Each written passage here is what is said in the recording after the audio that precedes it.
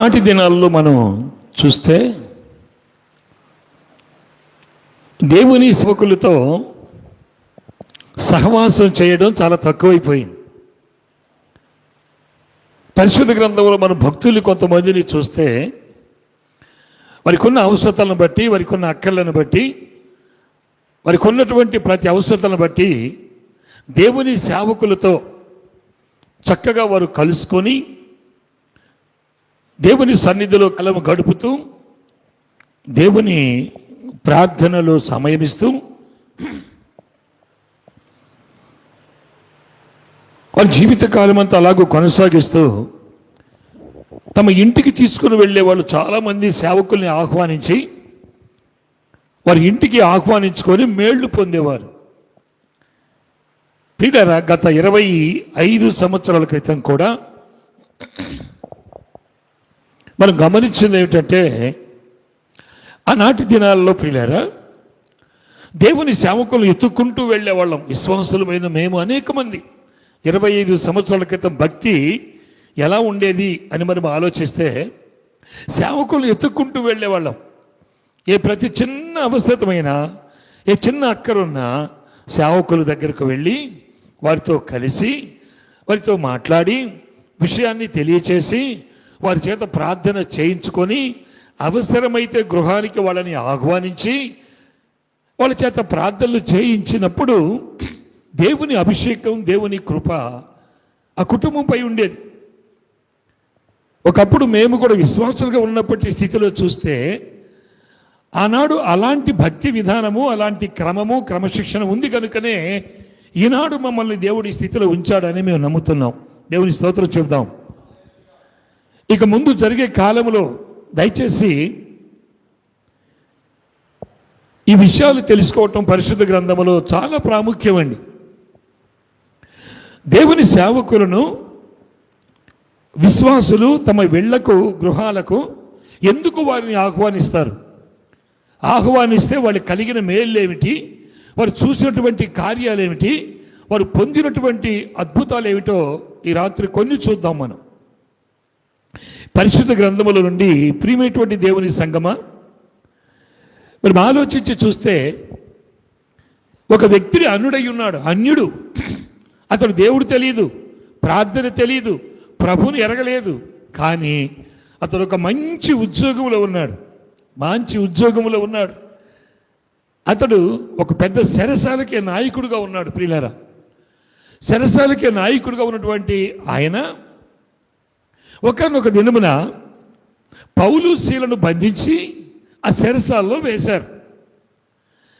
పౌలు శీలను బంధించి చెరసాల్లో వేసినప్పుడు చెరసాల్లో ఉండి వాళ్ళు ప్రార్థన చేశారు. ప్రభువా, ఈ సమయంలో మీరు మాత్రమే మమ్మల్ని కాపాడగలరు, ఆదుకోగలరు, మాకున్న అవసరతలు తీర్చగలరు ప్రభువా అని వారు పాటలు పాడుతూ ప్రార్థన చేశారు. అయితే అపోస్తుల కార్యం తర్వాత చదువుకుని 16వ అధ్యాయము 33వ వచనంలో మనం చూస్తామండి. ఇక్కడ ఒక ప్రాముఖ్యమైన విషయం దాగి ఉంది. ఆ రాత్రి వేళ దేవుడు చెరసాల పునాదులను కదిలించి చెరసాల పునాదులని బ్రద్దలయ్యేటట్టుగా దేవుడు చేస్తే ఆ చెరసాల నాయకుడు భయపడిపోయాడట. ఎందుకో తెలుసా? ఈ చెరసాల పునాదులన్నీ కదిలిపోయాయేంటి?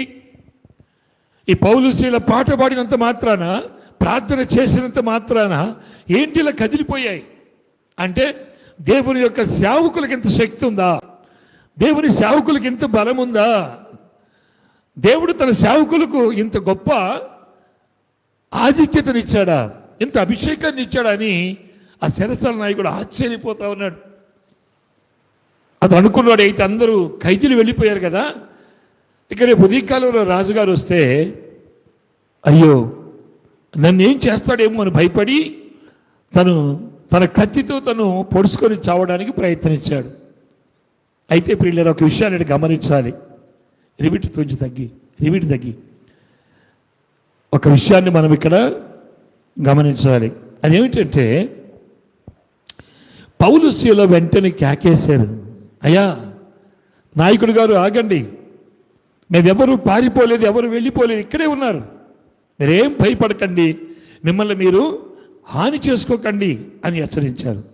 ఆలోచించండి ప్రియులారా. వెంటనే అతని దగ్గరకు వచ్చి చూసిన తరువాత పునాదులు చెరసాలు అన్నీ బ్రద్దలైపోయినా ఎవరు వెళ్ళిపోలేదు. అందరూ అలాగే ఉన్నారు. ఆ సందర్భాన్ని బట్టి చూసి అతడు వెంటనే ఆశ్చర్యపడి, ఈ గొప్ప దేవుడు నాకు కూడా కలిగి ఉంటే ఎంత గొప్ప ధన్యత నాకు, నా కుటుంబానికి ఆలోచించాడు. ఈనాటి దినాల్లో మనం ఆలోచించాలి ప్రియులారా. దేవుని సేవకులతో సంబంధం ఎలా ఉంటుందో, దేవుని సేవకులతో అనుబంధం ఎలా ఉంటుందో, వారితో కలిసి ఉన్నప్పుడు ఎలాంటి విషయాలు మనం తెలుసుకోగలమో, వారితో కలిసి ఉన్నప్పుడు దేవుని ఆత్మ ఎలా మనం పొందగలమో ఖచ్చితంగా తెలియజేస్తూ ఉంది బైబిల్. ఈనాటి దినాల్లో చాలామంది సేవకులతో కలిసి ప్రార్థించడం, సేవకులతో కలిసి పరిచర్య చేయడం ఇష్టం ఉండదండి, కలవరు కూడాను. కానీ పిల్లారా, ఆనాటి దినాల్లో చూడండి, ఎప్పుడైతే ఆ వింత ఆశ్చర్యాన్ని సరసర నాయకుడు చూశాడో వెంటనే ఆయన అంటున్నాడు, అయ్యలారా, నేను కూడా రక్షింపబడాలి, నేను రక్షణ పొందాలంటే ఏం చేయాలి? వాళ్ళు చెప్పిన మాట ఏమిటంటే, దేవుని యందు విశ్వాసం ఉంచి దేవుని వాక్యాన్ని విని నమ్మి బాప్తిస్మ పొందాలి, అప్పుడు నీవు నీ కుటుంబం కూడా రక్షించబడతారు అనగానే ఆయన అంటాడు, మీరు ఈ రాత్రి వేళే మా ఇంటికి రావాలి. స్తోత్రం చెప్పండి. ఈరోజు సబ్జెక్ట్ అదేనండి. ఈనాడు దినాల్లో ఎంతమంది దేవుని సేవకులు తమ ఇళ్ళకి పిలుస్తున్నారు? ఈనాటి దినాల్లో ఎంతమంది విశ్వాసులు సేవకుల్ని తమ ఇళ్లకు పిలిపించి ప్రార్థన చేయించుకొని మేళ్లు పొందుకుంటున్నారు? ఆలోచించండి పిల్లారా. ఒకవేళ అలాంటి అనుభవం నీకు లేకపోతే, అలాంటి అనుభవాల్లోకి వెళ్ళకపోతే, ఈరోజు దేవుడు మాట్లాడుతున్నటువంటి వాక్యం మనం జాగ్రత్తగా విందాం.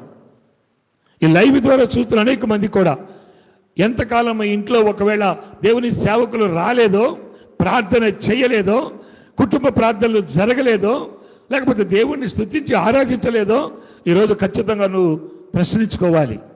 ఎందుకో తెలుసా? ఎన్నో ఆశీర్వాదాలు కోల్పోయి ఉంటావు, ఎన్నో దీవెనలు కోల్పోయి ఉంటావు. ఈ రాత్రి ఖచ్చితంగా అవన్నీ కూడా నువ్వు పొందుకోవాలని దేవుడు ఆశపడతా ఉన్నాడు. చూడండి పిల్లారా, వెంటనే రాత్రి వేళ అతడు పౌలును శీలను తన ఇంటికి తీసుకుని వెళ్ళి వెంటనే దేవుని వాక్యాన్ని విని రక్షించబడి బాప్తిసం పొందుకొని ఆ కుటుంబం అంతా కూడా ప్రభువులోకి చేర్చబడ్డారు. దేవుని స్తోత్రం. నీ కుటుంబంలో ఇంకా ఎవరైనా దేవునికి లోబడిన వాళ్ళు ఉంటే, బాప్తిసం పొందని వాళ్ళు ఉంటే, రక్షింపబడని వాళ్ళు ఉంటే, ఇంకా నీ కుటుంబంలో ఎటువంటి అవసరతలు అక్కర్లు ఉంటే, నువ్వు వెంటనే నీ సేవకుల్ని నీ ఇంటికి ఆహ్వానించుకొని ఖచ్చితంగా వారి చేత ప్రార్థనలు చేయించితే దేవుడు నిన్ను దీవించబోతున్నాడనే సత్యాన్ని నువ్వు గుర్తుంచుకో. ఈ రాత్రి దేవుడు పరిశుద్ధ గ్రంథంలో వచ్చి కొన్ని విషయాలు నీకు తెలియచేస్తాడు. ఎవరెవరు ఆహ్వానించారు, ఎవరెవరు ఆశ కలిగి ఉన్నారు, దేవుని సేవకులు మా ఇంటికి వచ్చి ప్రార్థించాలి, దేవుని సేవకులు మా కుటుంబంలోకి వచ్చి ప్రార్థించాలి, మాకున్న అవసరతలు తీరిపోవాలని ఈ రాత్రి ఎంతమంది ఆలోచిస్తున్నారో పిల్లారా, జాగ్రత్తగా గమనించండి. ఈ వాక్యాలు వారి హృదయంలో స్థిరంగా దాచుకోవాలని తెలియజేస్తూ ఉన్నాను. చూడండి, అపోస్తుల కార్యములకు వెళదాం. 28వ అధ్యాయము 7-8 వచనాలు చూస్తే, ఇక్కడ పోప్లి అనేటువంటి ఒక మనిషి ఉన్నాడు. అయితే పౌలు గారు వాడ ప్రయాణం చేసినప్పుడు ఆ వాడ బ్రద్దలైపోతే ఆ ద్వీపంలోకి చేరుకున్నారు. అక్కడ పోప్లి అనేటువంటి ఒక వ్యక్తి ఉన్నాడండి. అతడు పౌలు గారిని తన ఇంటికి ఆహ్వానించాడు. అపోస్తల కార్యములు 28వ అధ్యాయము 7-8 వచనాలు మనం చూసినప్పుడు,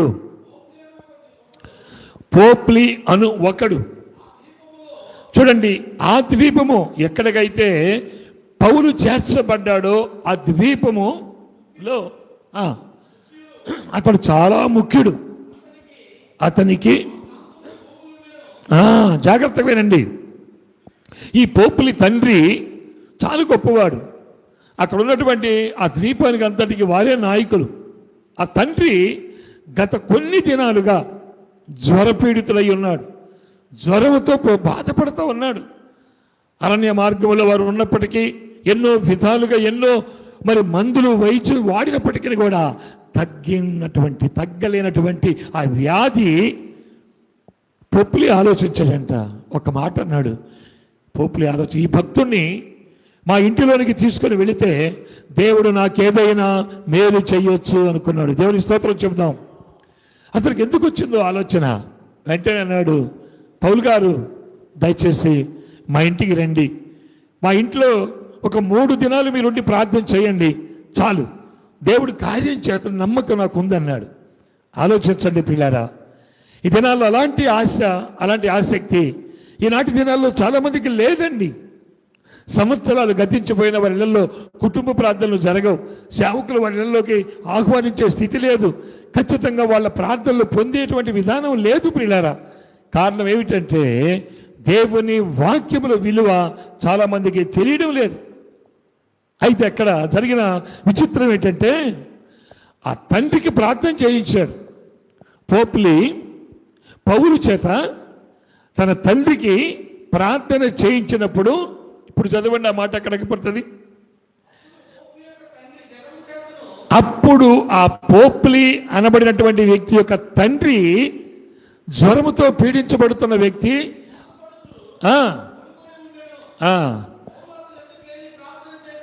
చేసి అతని మీద చేతులుంచి, దేవుని స్తోత్రం చెబుదాం పిల్లారా. ఎప్పుడైతే పోపులి తన తండ్రి దగ్గరకు పౌలు గారిని తీసుకుని వెళ్ళాడో, తన ఇంటిలోనికి ఆహ్వానించాడో, పౌలు గారు వెళ్ళి చెయ్యి తన తండ్రి పైన ఉంచి ప్రార్థన చెయ్యగానే వెంటనే జ్వరము, ఆ రక్త భేదిలు వెంటనే ఆగిపోయి స్వస్థత కలిగినట్లు అక్కడ మనం చూస్తూ ఉన్నాం. ప్రియమైన సోదరి, చూసారా? రక్షణ లేనటువంటి వ్యక్తి, రక్షింపబడలేని వ్యక్తి, లోతైన భక్తి తెలియని వ్యక్తి పౌలుశీలను ఆహ్వానిస్తే ఆ కుటుంబం రక్షించబడింది. ఆ ఇంటికి తీసుకొని వెళితే ఆ ఇంటిలో వాళ్ళందరూ రక్షించబడ్డారు. ఇక్కడ పోపులి పౌలు తన ఇంటికి తీసుకొని వెళ్ళి ప్రార్థన చేయిస్తే అద్భుతమైనటువంటి స్వస్థత కలిగింది అక్కడ. పిల్లారా, ఈ దేవుని వాక్యాన్ని వింటున్నటువంటి ప్రతి ఒక్కరు బైబిల్ చదవాలి. మీకు రిఫరెన్స్లు ఇస్తా ఉన్నాను, ఆ తర్వాత చదువుకోండి. మీరు బైబిల్ చదవకపోతే లోతైన అనుభవాలు తెలియవు. బైబిల్ ఎందుకు, ఆ బైబిల్లో దేవుడు ఎందుకు ఏర్పాటు చేశాడు, దేవుడు ఎందుకు సిద్ధపరిచాడు, ఎవరి కోసం సిద్ధపరచడం సత్యం అనేక మందికి తెలియదు. ఈ దినాల్లో ఖచ్చితంగా బైబిల్ చదవడం అలవాటు చేసుకోవాలి. మనిషికి రోజు ఆహారం ఎంత ప్రాముఖ్యమో పరిశుద్ధ గ్రంథములో ఉన్న దేవుని వాక్యాలు భక్తులకు అంతకంటే ఎక్కువ ప్రాముఖ్యమైంది. ఈ సత్యాన్ని గ్రహించాలి. మీకు 2 విషయాలు చెప్పాను. ఒకరు తన ఇంటిలోనికి తీసుకోలేనందుకు శరసాల నాయకుడి కుటుంబం రక్షించబడింది. శాపముతో, పాపముతో భయంకరమైనటువంటి స్థితిలో ఉన్న వాళ్ళు రక్షించబడ్డారు, రక్షణ పొందుకున్నారు. పోపులి తన ఇంటికి దైవ సేవకుడైనటువంటి పౌలు గారిని తీసుకొని వెళ్ళినప్పుడు తన తండ్రికి చనిపోతాడు అనుకున్నారు. కొన్ని దినాలుగా జ్వరము, రక్తభేదితో బాధపడుతున్నటువంటి తన తండ్రి అతని వైపు చూసి బాధపడి పౌలు గారిని తన ఇంటికి ఆహ్వానిస్తే పౌలు గారు వెళ్ళి చేయించి ప్రార్థన చేస్తే వెంటనే అతడు స్వస్థపరచబడెను. స్తోత్రం. పిల్లరా, ఆలోచించాలి. మనం నిజంగా దేవునితో మనం కలిసి ఉన్నప్పుడు, దేవుని యొక్క ఉన్నతమైన కృప మనపై ఉన్నప్పుడు, ఆయన మనపై ఆశపడుతున్నటువంటి విధంగా మనం అభివృద్ధిపరచబడాలి అంటే దేవుని సహవాసం మనకు అవసరం, దేవుని సన్నిధి మనకు అవసరం, దేవుని కృప మనకు అవసరం. అయితే ఆ కృప కావాలంటే దేవుని వాక్యం సెలవిస్తూ ఉంది, దేవునికి భూమి మీద ఉన్నటువంటి మనుషులకు మధ్యవర్తిగా దేవుడు తన సేవకుడిని పంపించాడు. దేవుని స్తోత్రం. అంతేగాని ప్రియులారా, మనల్ని మనం ప్రార్థనతో బలపరుచుకోవచ్చేమో, లేకపోతే మనల్ని మనం ఇంకా అనేక విషయాల్లో బలపరుచుకోవచ్చేమో, కానీ దేవుని కార్యాలు నీ కుటుంబంలో, నీ ఇంటిలో ఉండాలి అంటే, నీ సమస్యలు తీర్చబడాలంటే, నీకున్న ప్రతి అవసరతలు తీర్చబడాలి అంటే ప్రభు అయినటువంటి క్రీస్తు ద్వారా ఏర్పరచబడిన దైవ సేవకులతో మీకు సహవాసం ఉండాలి. దైవ సేవకులు మీ కుటుంబానికి వచ్చి ప్రార్థించాలి, ప్రార్థన చెయ్యాలి. అలాంటి మనస్సు నీకు ఉండాలి. వారిని ఆహ్వానించి వారి చేత మనం ప్రార్థన చేయించే మనస్సు మీకు ఉండాలి. ఈనాటి దినాల్లో చాలామంది అలాగ ఆలోచించే వాళ్ళు లేరు పిల్లరా. అందుకని వారి జీవితాల్లో కార్యాలు చూడలేకపోతున్నారు. అందుకనే వాళ్ళ జీవితాల్లో సమస్యలతో కొట్టుమిట్టాడుతున్నారు. అందుకనే కొంతమంది వారి జీవితాల్లో అనేకమైనటువంటి సమస్యలతో నిండిపోయి ఉంటున్నారు. ఏంటి కారణం అంటే కేవలం దైవ సేవకులతో సంబంధాలు తెగిపోవడం, సంబంధాలు లేకపోవడం, వారిని ఆహ్వానించలేకపోవడం, వారి కుటుంబాల్లోకి వచ్చి ప్రార్థన వారి చేత చేయించలేకపోవడమే ప్రాముఖ్యమైన కారణం. జాగ్రత్తగా గమనించండి. ఈరోజు మనం మేల్కొందాం. పరిశుద్ధ గ్రంథంలో అనేక మందిని చూస్తూ ఉన్నాం. మీరా ఒకరేమో వ్యాధితో బాధపడుతూ ఉన్నారు, జ్వరపీడితుడై రక్తభేదులతో బాధపడుతూ సావసిద్ధమై ఉన్నటువంటి పోపులి తండ్రి దైవ సేవకుడైనటువంటి పౌలు గారిని తన ఇంటికి ఆహ్వానించి ప్రార్థన చేయించి స్వస్థపరచబడ్డాడు. స్తోత్రం చెబుదాం. రెండు ముందుకు చెప్పాను. సరసాల నాయకుడు రక్షింపబడింది కుటుంబం. నీ కుటుంబం ఏ స్థితిలో ఉంది? రక్షణ కలిగిందా? మారు మనసు కలిగిందా? వాక్యానికి లోబడితే వాక్యం కలిగే జీవితం ఉందా? ఆలోచించే రాత్రి నువ్వు. మూడో మాట చెప్తాను, జాగ్రత్తగా వినండి. పరిశుద్ధ గ్రంథంలో చూస్తే ఒక కుటుంబంలో సంతానము లేదు. అనేక ధనధాన్యములు సమృద్ధిగాటువంటి కుటుంబం అది. ఎంతో డబ్బు ఖర్చు పెట్టారు, ఎంతో ధనం హెచ్చించారు, ఎన్ని స్థలాలకు వెళ్ళి కానీ ఆ కుటుంబంలో సంతానము కలగలేదు. వారికి వృద్ధాప్యం వయసు వచ్చేసింది. ఏం చేయాలి? ఎంతో డబ్బు ఖర్చు పెట్టారు, ఎంతోమంది వైద్యులకు చూపించారు, ఎన్నో రకాలుగా ప్రయత్నం చేశారు, ఎన్నో స్థలాలు దర్శించారు, కానీ సంతానము కలగలేదు. ఆమె చాలా దిగులుగా చాలా బాధపడుతూ ఉన్నప్పుడు ఒకరోజు ఎలీషా గారు వారి ఇంటి ముందుగా వెళ్ళటం చూసింది ఆమె. పరిశుద్ధ గ్రంథంలో రాజుల 2వ గ్రంథము 4వ అధ్యాయము 8 నుంచి 12 వరకు చూసుకోండి పిల్లారా. చూసి ఆమెకు ఒక ఆలోచన వచ్చింది. అయ్యో, నేను దేవుణ్ణి ఎరగనిదానను, దేవుడు నాకు తెలియదానను, అనేక మంది చెప్పుకుంటున్నారు. ప్రభు అయినటువంటి దేవుడు అద్భుతమైన కార్యం చేస్తాడు, కుటుంబంలో ఉన్న సమస్యలు తీరుస్తాడు అని చెప్పుకుంటున్నారు కదా. నేను కూడా ఒకవేళ ఆ సేవకుడిని మా ఇంటిలోనికి ఆహ్వానిస్తే నా కుటుంబంలో ఉన్న సమస్య తీరిపోతుందనే నమ్మకం ఆమె కలిగింది. స్తోత్రం చెప్పండి పిల్లరా. చాలామందికి అలాంటి ఆలోచన కూడా రాదు వారి జీవితాల్లో. ఎంతైనా నష్టపోతారు, ఎంతైనా ఖర్చు పడిపోతారు, ఎంతైనా వారి జీవితాల్లో వేదన, బాధ, శ్రమలు అనుభవిస్తారు. కానీ దైవ సేవకులు పిలిపించి దేవుని ప్రార్థన చేయించి ఆ కుటుంబంలో ఉన్న సమస్యకు పరిష్కారం పొందుకుందామనే ఆలోచన ఉండదు. ఈ రాత్రి వేళ వింటున్న సోదరుడా, జాగ్రత్తగా ఆలోచించు. ఆ సునోమియాలు వెళ్ళి ఎలీషాను తన ఇంటిలోనికి ఆహ్వానించి అయ్యా, మీరు ఇటు వస్తూ వెళ్ళినప్పుడు తప్పకుండా మా ఇంటిలోనికి రండి, నా కొరకు ప్రార్థన చేయండి, ఖచ్చితంగా తప్పకుండా రండి అని ఆహ్వానించింది, ఆతిథ్యం ఇచ్చింది, పంపించేసింది. జాగ్రత్తగా వినాలి. ఆమెకున్న ఆశ ఏమిటంటే ఎప్పుడు దైవజనుడు మా ఇంటికి రావాలి, ఎప్పుడు ఆయన వచ్చి మా కొరకు ప్రార్థించాలి.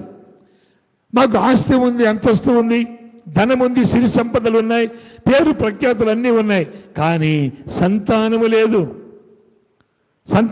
ఎలా?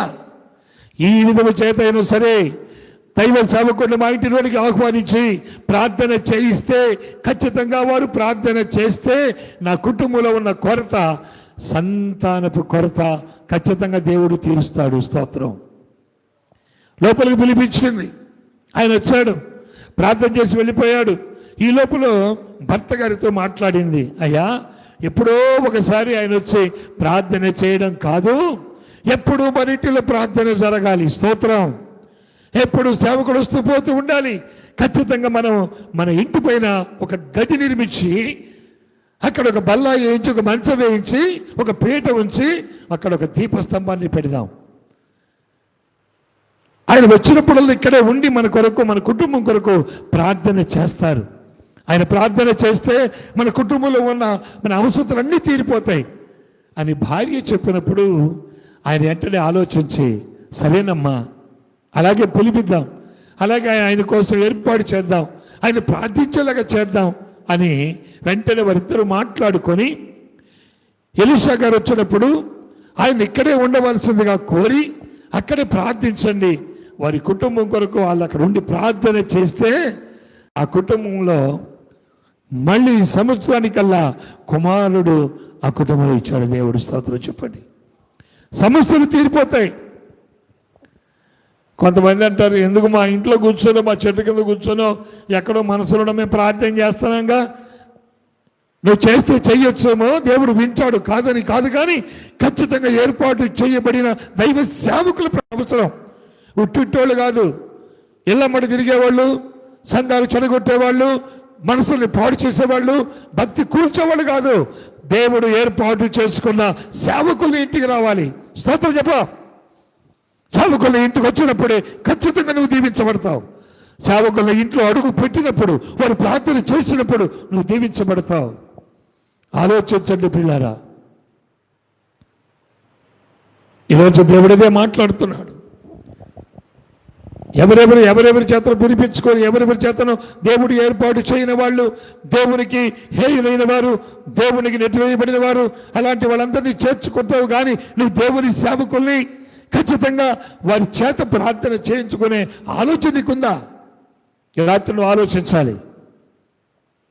ఆమె దేవుని ఎరగిందైనప్పటికీ కూడా దేవుని మీద తనకున్న నమ్మకం, దేవుని మీద తనకున్న విశ్వాసము, పట్టుదలతో సేవకుణ్ణి పిలిపించి ప్రార్థన చేయించింది. ఆ భాగంలో మీరు తర్వాత చదువుకోండి పిల్లారా. ఆమెకు దేవుడు ఒక కుమారుణ్ణి అనుగ్రహించాడు. ఆ కుటుంబంలో ఉన్న లోటు తీరిపోయింది, కుటుంబంలో అవసరం తీరిపోయింది. ఒక ప్రార్థన నీ కుటుంబాన్ని రక్షించాలి, ఒక ప్రార్థన నీ కుటుంబంలో ఉన్న సమస్యను తీర్చాలి, ఒక ప్రార్థన నీ కుటుంబంలో అవసరతలు తీర్చాలి, ఒక సేవకుని ప్రార్థన నీ కుటుంబంలో ఉన్న అవసరతలు పూర్తిగా తీర్చాలి. అలాంటి ప్రార్థన నీకు అవసరం. ఆలోచించి రాత్రి నువ్వు జాగ్రత్తగా, ఏంటి ప్రభువా, మరి నా జీవితం ఎందుకు ఇలాగ అయిపోయింది, అసలు ఏమిటి నా స్థితి ఏంటి, ఎందుకు, నేను చేసేది ప్రార్థనే కదా, ఎందుకు అని ఆలోచిస్తే దేవుడు నీకు ఖచ్చితంగా తెలియజేస్తాడు. ఖచ్చితంగా తెలియజేస్తాడు. ఈ రాత్రి వేళలో ఆలోచించండి ప్రియులారా. పప్పే కదా అని జీడిపప్పు, బాదం పప్పు, వేరుశనగ పప్పు, పప్పే కదా అని కందిపప్పు, ఇవన్నీ పప్పులు తింటావు. కానీ అది కూడా పప్పే కదా అని గన్నేరు పప్పు తింటే ఏమవుతుంది? చచ్చూరుకుంటావు, నీ ఆత్మ చనిపోద్ది. దేవుని యొక్క ఏర్పాటు చేయబడిన సేవకులు వారు వచ్చి ప్రార్థన చేయకపోతే, ఒట్టి ద్వారాగా నువ్వు ప్రార్థన చేయించుకుంటే వారు ప్రార్థన నీ మీద ఫలించదు. దేవుని వాక్యం సెలవిస్తుంది. నేను చూపిస్తాను చూడండి మీకు. ఆ కుటుంబంలోకి ఎంతోమంది వచ్చిపోయారు కానీ వారికి సంతానము కలగలేదు. ఎంతోమంది చేత ఎన్నో సందర్భాల్లో ఎన్నో స్థలాలకు వెళ్ళారు, ఉపయోగం లేకుండా పోయింది. దేవుడు ఏర్పాటు చేసుకున్న ఎలీషా వచ్చాడు, ఆ కుటుంబంలో ప్రవేశించాడు. ఆమె తీసుకొని వెళ్ళింది. ఆయన నేను రానన్నాడు, బ్రతిమలాడింది. చూడండి, నేను రానమ్మా వద్దన్నా కూడా, కాదయ్యా మీరు రాబోయాలని ఎక్కడ రాయబడి ఉంటుంది. బలవంతము చేసి తీసుకొని వెళ్ళిందండి. బలవంతం తీసుకొని వెళ్ళింది, ప్రార్థన చేయించుకుంది, ఒక కుమారుని కన్నది. ఎంత ఆశీర్వాదం ప్రియులారా. ఆలోచించాలి. పరిశుద్ధ గ్రంథంలో దేవుని వాక్యాలు ఇంకా కొన్ని చూపించడం ముగిస్తాను. చూడండి ప్రియులారా, పరిశుద్ధ గ్రంథంలో మరొక విషయాన్ని మీకు నేను తెలియచేస్తాను. ఆహ్వానించాలి. సేవకుని ఆహ్వానించితే నీకు మేలు, సేవకుని ఆహ్వానిస్తే నీకు దీవెన, సేవకుడు నీ కుటుంబంలోకి తీసుకొచ్చి ప్రార్థన చేయించుకుంటే నీకు మేలు, నీకు మేలు. కొంతమంది స్వార్థంగా ఆలోచిస్తారు. సేవకులు మా ఇంటికి వస్తే ఏంటి, రాకపోతే ఏంటి, స్వార్థంగా ఆలోచిస్తారు. కానీ పరిశుద్ధ గ్రంథములో ఏముందో తెలుసా? యెషయా గ్రంథము 40వ అధ్యాయములో అక్కడ దేవుడు అంటాడు, నా సేవకుడు, నేను ఏర్పాటు చేసుకున్న నా సేవకుడు అంటాడు. దేవుని స్తోత్రం. అర్థమైందా? నేను ఏర్పాటు చేసుకున్న నా సేవకుడు అంటాడు. దేవుడు ఏర్పాటు చేసుకున్న సేవకుడు, దేవుడు పిలుచుకున్న సేవకుడు, దేవుని చేత పంపబడిన సేవకుడు, దేవుని పరిచర్య కొరకు రాత్రి అనక పగలనక సమయం అనక అసమయం అనక దేవుని కొరకు ప్రార్థన చేసి కొన్ని ఆత్మలు సంపాదించి కొన్ని సంఘాలను కట్టినటువంటి సేవకులు ఏర్పాటు చేయబడిన వారు. అట్టి వారిని నువ్వు ఆహ్వానించి నీ కుటుంబంలో ప్రార్థన చేయిస్తే నువ్వు మేలు పొందుకుంటావు. ఈ రాత్రి ఆలోచించి చూడు. ఏ సమస్యలో ఉన్నావో, ఏ స్థితిలో ఉన్నావో, ఏ పరిస్థితిలో ఉన్నావో, నీకు కావాల్సినటువంటి మేలేమిటి, నీకు రావాల్సిన ఆశీర్వాదం ఏమిటి, నువ్వు పొందాలనుకున్నటువంటి దీవెన ఏమిటి, ఈ రాత్రి ఆలోచించు. మరొక విషయాన్ని తెలియచేస్తాను. పరిశుద్ధ గ్రంథములో దేవుని వాక్యాన్ని చూద్దాం పిల్లారా. పరిశుద్ధ గ్రంథములు చూడండి ఒకసారి. అపోస్తల కార్యములు 16వ అధ్యాయము 15వ వచనములో లూదియా అనేటువంటి ఒక సహోదరి మనకు కనబడుతుంది. అక్కడ ఆమె చాలా పేదరాలు, రంగు పొడి అమ్ముకున్నటువంటి స్త్రీ. ఆమె ఆ రంగు పొడి అమ్ముకుంటూ వెళుతున్నప్పుడు ఒకసారి పౌలు శీల సముద్రపు ఒడ్డున దేవుని వాక్యాన్ని బోధిస్తుంటే అక్కడ కూర్చొని ఆమె వాక్యాన్ని వింటున్నప్పుడట, వాక్యము వింటున్న సమయంలో ఆమె హృదయమట తెరవబడిందంట. దేవుని స్తోత్రం చెప్పండి పిల్లలు. హృదయం తెరవబడింది. వెంటనే ఆమె దేవుని యందు విశ్వాసం వచ్చింది, దేవుని నమ్ముకుంది. ఆమె ఏముందో తెలుసా? అయ్యలారా, నేను నిజంగా మీ ఆత్మీయ కుమార్తెలు అనుకుంటే, లేక మేము బిడ్డను అనుకుంటే, దేవుని బిడ్డను అనుకుంటే, విశ్వాసము కలిగిందని అనుకుంటే మీరు మా ఇంటికి రండి. స్తోత్రం చెప్పా. నా ఇంటికి రండి మీరు ఆహ్వానించింది పౌల్ని శీలను పిల్లారా. ఈనాడు మందిరాలకు వెళ్ళడానికే వాళ్ళకి బాధ అయిపోతూ ఉంటే చాలామందికి, వాళ్ళు ఇంకా దేవుని సేవకుల్ని ఇంటికి ఆహ్వానించి ప్రార్థన పెట్టించి చేయించి ఏం మేలు పొందగలుగుతారు పిల్లారా? ఈ రాత్రి ఆలోచించుకోండి. అలాంటి వాళ్ళు ఎవరైనా ఉంటే ఈ లైవ్ ద్వారా ఖచ్చితంగా తప్పకుండా వారు సరిదిద్దుకోవాలని దేవుని సేవకునిగా నేను ఈ వాక్యాన్ని మీకు తెలియచేస్తున్నా. దేవుడు మీతో మాట్లాడుతున్నాడు. మీ హృదయాన్ని సరిచేసుకోండి, మీ హృదయాన్ని సరిదిద్దుకోండి పిల్లారా.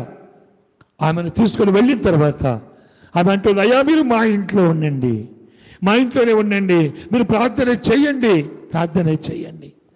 నా కొరకు, నా కుటుంబం కొరకు, నా కుటుంబంలో త్రాగుబోతున్నాడు, నా కుటుంబంలో రక్షణ లేని వారు ఉన్నారు, నా కుటుంబంలో బాప్తిసం పొందని వాళ్ళు ఉన్నారు, నా కుటుంబంలో ఇంకా పరిశుద్ధత కలిగిన వారు లేరు, నా యొక్క కుటుంబంలో, నా ఇంట్లో అనేక రకాల సమస్యలు కలిగిన వాళ్ళు ఉన్నారు.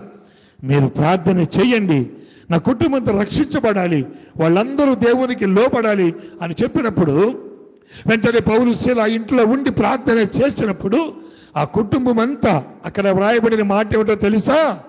ఆ కుటుంబం అంతా బాప్తిసం పొంది రక్షింపబడింది. దేవుని స్తోత్రం.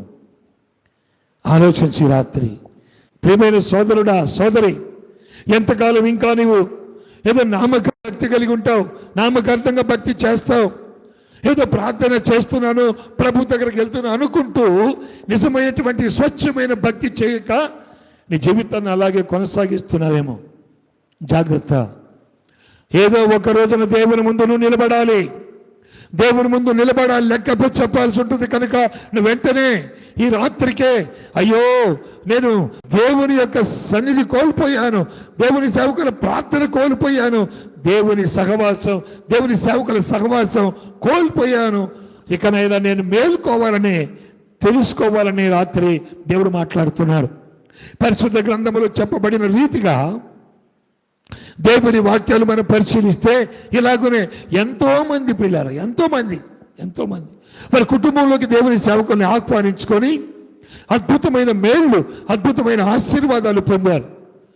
ఈ రాత్రి నువ్వు ఏ స్థితిలో ఉన్నావో, ఏ అవసరత కలిగి ఉన్నావో, ఎటువంటి పరిస్థితిలో ఉన్నావో దేవుడు నిన్ను హెచ్చరిస్తున్నాడు. ఈ రాత్రి నువ్వు ఒక మంచి నిర్ణయం తీసుకో, ఒక మంచి ఆలోచన కలిగి ఉండు. ఈ రాత్రి నేను ఎలాగైనా సరే ప్రభువా, నా జీవితంలోకి నాకు మారు మనస్సు దయచేయి, నా జీవితంలో గొప్ప మార్పు కలుగుచేయి ప్రభువా. నేను మొట్టమొదటిలో దైవ సేవకులతో ఎలా సంబంధము కలిగి ఉన్నానో, ఎలా ప్రేమ కలిగి ఉన్నామో, ఎలాగ నిన్ను ఆరాధించామో, ఎలాగ నిన్ను స్తుతించామో, మళ్ళీ మా జీవితాల్లో అలాంటి స్థితి కలుగు చేయమని అడుగు. దేవుని సేవకుడు మీ ఇంట్లోనికి వచ్చి అడుగు పెడితే చాలు, నువ్వు ఆశీర్వదించబడతావు. ఇంకొక మాట చెప్పి నేను ముగిస్తాను. పరిశుద్ధ గ్రంథములు చూడండి, లూకాసు వార్త 10వ అధ్యాయము 38వ వచనం. యేసు ప్రభు 3.5 సంవత్సరాలు సేవ చేయడానికి ఆయన బయలుదేరినప్పుడు, ఆయన ప్రయాణమైనప్పుడు ఎంతోమంది ఎన్నో విషయాలు విన్నారు. యేసయ్య అనేకమైన అద్భుతాలు చేశాడు, అనేకమైన గొప్ప కార్యాలు చేశాడు. అయితే ప్రభువును కూడా మన ఇంటిలోనికి తీసుకొని వెళదామని మార్త ఆలోచించిందట. 10:38 చూసుకున్న తర్వాత మార్త యేసయ్యను తన ఇంటిలోనికి ఆహ్వానించింది. స్తోత్రం చెప్పగట్టకి రాత్రి యేసయ్య తన ఇంట్లోనికి వచ్చాడు. మార్త పని చేసుకుంటా ఉంది. మరియ దేవుని పాదాల దగ్గర కూర్చొని వాక్యాన్ని విని విశ్వాసముతో నింపబడి ఉన్నది. పిల్లారా, ఆ ఇంటిలోనికి యేసు ప్రభుని చేర్చుకున్నందుకు మరియలో ఉన్నటువంటి ఆ మొండితనం విడిపించబడింది. ప్రార్థనాత్మ పొందుకుంది ఆమె. మార్త తొందరపడే స్వభావం నుంచి విడిపించబడింది. లాజరు చనిపోయిన వ్యక్తి బ్రతికించబడ్డాడు. స్తోత్రం. చూసావా, నీ ఆత్మీయ జీవితంలో చనిపోయిన స్థితిలో నీ కుటుంబంలో ఎంతమంది ఉన్నారో ఈ రాత్రి ఆలోచన చెయ్యి. వారందరూ మళ్ళీ దేవుని ఆత్మను పొందుకొని ఖచ్చితంగా దేవుని సంబంధం కలిగి ఉండాలి అంటే ఖచ్చితంగా దేవుని సేవకులు నీ ఇంటిలోనికి ఆహ్వానించాలి. వాళ్ళు వచ్చి నీ కుటుంబంలో ప్రార్థించినప్పుడు, నీ కొరకు నీ కుటుంబం కొరకు ప్రార్థించినప్పుడు నీ కుటుంబంలో ఉన్న ప్రతి సమస్యలకు విడుదల దేవుడు కలుగు చేస్తాడు. కార్యాల కొరకు ఆశపడదాం, కార్యాల కొరకు మనం ఎదురు చూద్దాం. దేవుడు నీ కుటుంబంలో చేయబోతున్నటువంటి గొప్ప కార్యాలు ఎన్నో ఉన్నాయి. కానీ ఆ కార్యాలకు నువ్వు ఆలోచించక స్వార్థముతో ఆలోచించి, స్వనీతితో ఆలోచించి, ఏర్పాటు చేయబడినటువంటి వారితో ప్రార్థనలు చేయించుకుంటూ నీ జీవితంలో అలాగే ఉండిపోయావు. నువ్వు మేలు పొందలేవు. ఈ రాత్రి తెలుసుకో ప్రియమైన సోదరి సోదరుడా, ఇకనైనా కళ్ళు తెరు, ఇకనైనా మెలకువ కలిగి వాస్తవాన్ని గ్రహించు, సత్యాన్ని నువ్వు ఆలోచించు. ప్రియులారా, యోహాను పత్రికలో 3వ యోహాను పత్రిక 1వ అధ్యాయము 1-2 వచనాల్లో నీ ఆత్మ అభివృద్ధి పొందిన కొలది నువ్వు దీవించబడతావని వాక్యం ఉంది. నీ ఆత్మ అభివృద్ధి పరచబడాలి, నీ ఆత్మ వెలిగించబడాలి, సత్యాన్ని నువ్వు గ్రహించగలగాలి. నిజమైన దేవుడు ఏర్పాటు చేసిన సేవకులు ఎవరో, అబద్ధ ప్రవక్తలు, అబద్ధంగా దేవుని పరిచయం చేసేది ఎవరో నువ్వు గమనించే స్థితిలో నువ్వు ఉండాలి. ఆ స్థితి లేకపోతే నువ్వు నిజమైన భక్తిలో నువ్వు లేవు. దేవుని వాక్యం చూడండి ప్రియమైన వాళ్ళరా, యోహాను మొదటి పత్రికలో ఓ చక్కని మాట చూపిస్తాను నేను.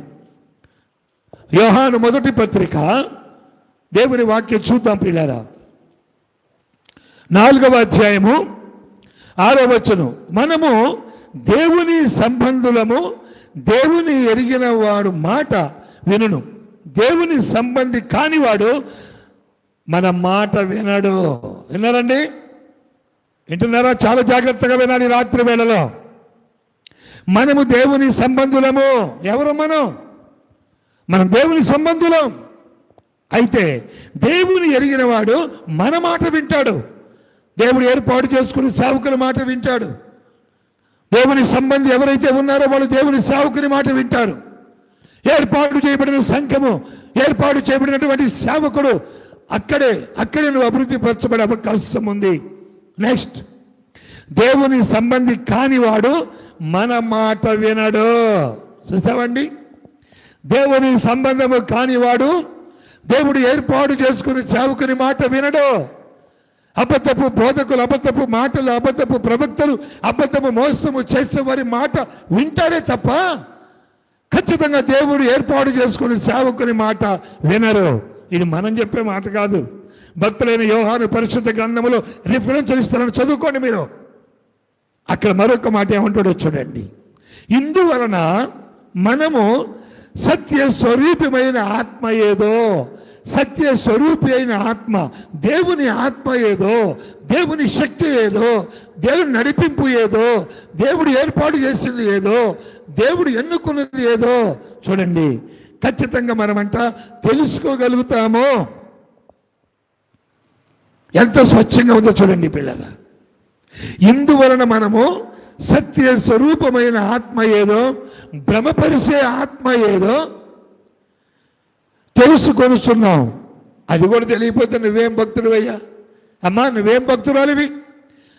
భ్రమపరిచే ఆత్మ ఏదో, సత్య స్వరూపమైన ఆత్మ ఏదో, దేవుని సత్యమైన వాక్యం ఏదో, అబద్ధ బోధకులు ఏదో, అబద్ధ విధానం ఏదో తెలుసుకోలేకపోతే ఇంతకాలం నువ్వు నేర్చుకున్న బోధ ఏమిటి?